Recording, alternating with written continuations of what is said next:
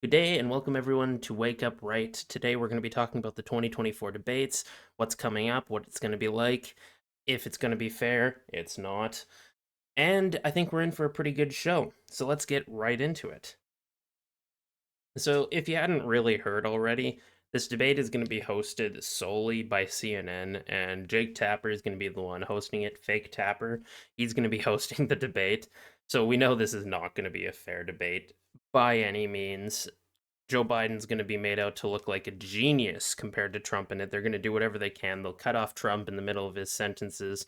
They'll stop him from talking about anything important, or they'll claim that he's lying every time he tries to bring up a point, and they'll coddle Biden like a little baby because the guy is old and declining mentally. But if you say that, if you believe that, if you see with your own eyes what's happening with Biden, you are wrong. Those are cheap fakes. They've been manipulated to purposely make Biden look bad.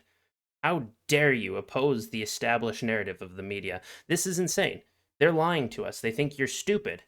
You are not stupid. We are not stupid. We see what we're seeing. Biden is declining. Reading from the New York Times here, the primetime matchup on Thursday between President Biden and former President Trump represents an evening full of promise and peril, especially for CNN because, they're the ones hosting it. For the first time in decades, a single television network will have sole discretion over the look, feel, and cadence of a general election presidential debate. This has not happened in a long time, and there is a reason for why this is happening.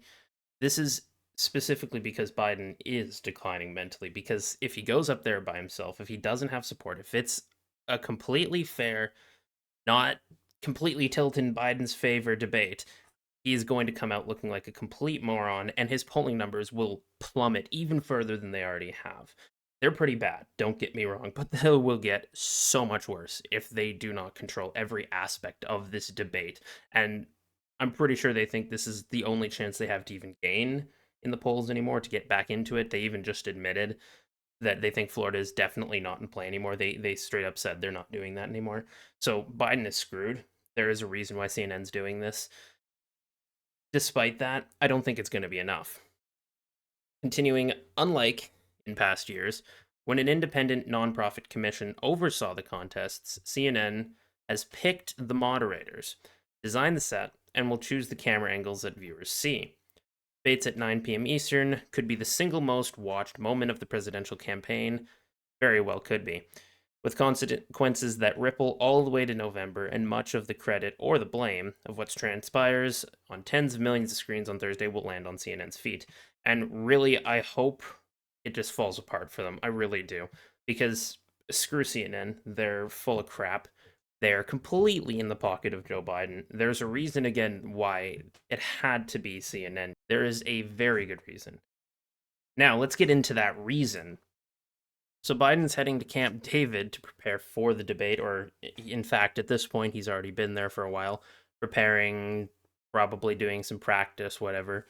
And you don't see Trump spending a week off preparing like this. He's probably preparing a bit, but he's still campaigning at the same time. And then you have Joe Biden. He can't even run the country at the same time. And let's be honest, he's not running the country. It's someone else. He's just a figurehead. He doesn't do anything. Nothing's going to change with him sitting at a camp for a week. Probably just an excuse to get him out of the way. But it's also an excuse to probably work on figuring out what drugs they're going to use on him, just like they did at the State of the Union speech. You could tell by the end of it, he was getting worse. He was starting to decline again at the end. You could see he was starting to come off of whatever was going on. He was 100% on something, and he will be again. Trump is calling for a drug test. He has been for a while, but he decided to really ramp it up recently. Former President Trump called on President Biden to take a drug test ahead of Thursday's presidential debate, noting he will also take one. Drug test for crooked Joe Biden? I would also immediately agree to one, Trump wrote Monday on Truth Social.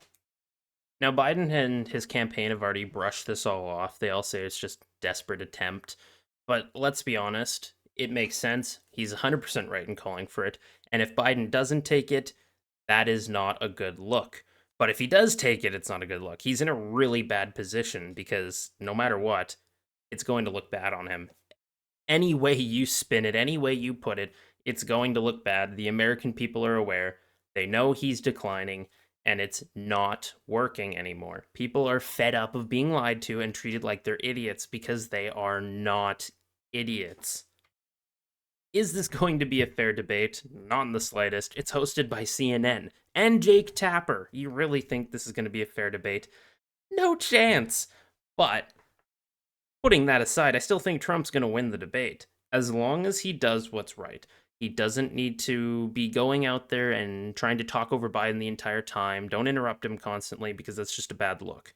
Whether or not it's unfair or not, play the best you can within the rules that are there. Obviously, they're not going to be fair. You can probably step out of line a bit. Don't overdo it. And also, most importantly, he needs to hammer home the most important points that he is winning on. That being immigration and the border, inflation in the economy, and foreign policy. Because he is leading in all those issues. He's popular in those issues. He's way better than Biden because we already know the records between the two of them on all these issues. Biden is a disaster. Trump was fantastic, possibly the best president of my lifetime on any of these issues. So if he can hammer home those points, he can appeal to the millions of people watching, hopefully a lot of independents and moderates who are still undecided. He can bring some of those people in.